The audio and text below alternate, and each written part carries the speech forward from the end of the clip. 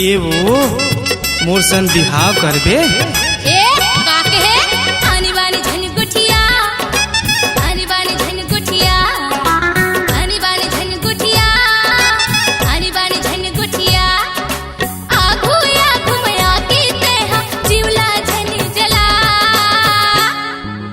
मोला तोर सैया बना, मोला तोर सैया बना, मोला तोर सैया बना, मोला तोर सैया बना। हो गे हम मैं तोर दीवाना मोर तीर मातया।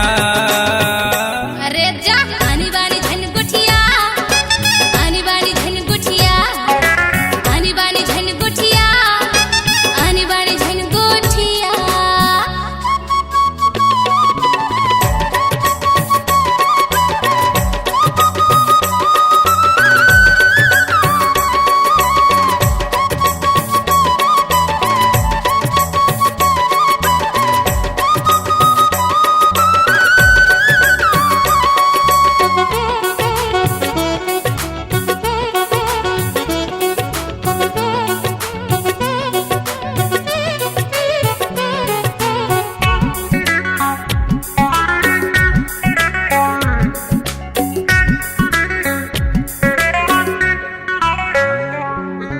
होठ तोर लाली गाल गुलाबी पतली कमरिया नैन शराबी।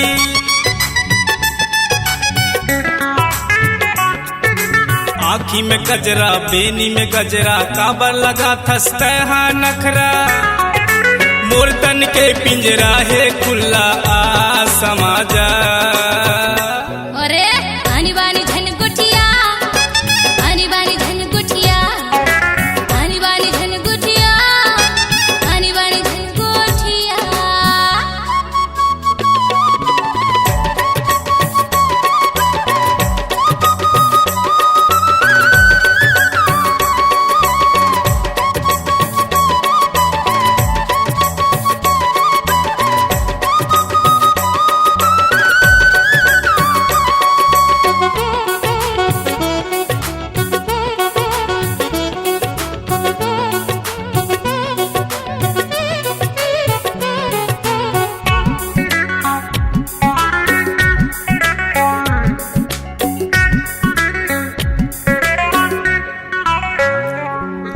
हवे मोर बाली उमरिया नैया चटूरा मोर जहुरिया।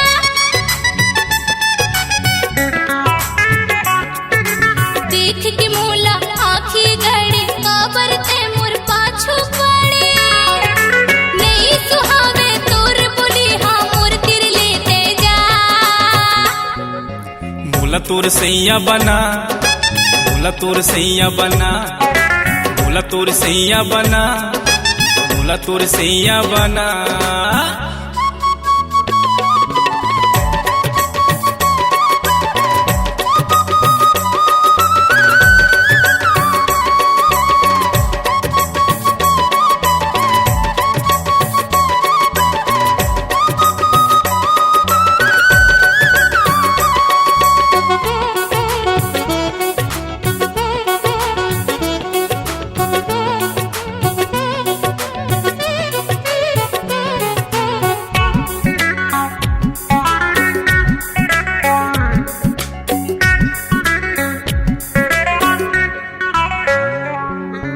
नाक में नथली कान में बाली बन जा रानी मोर घर वाली। अरे चल जा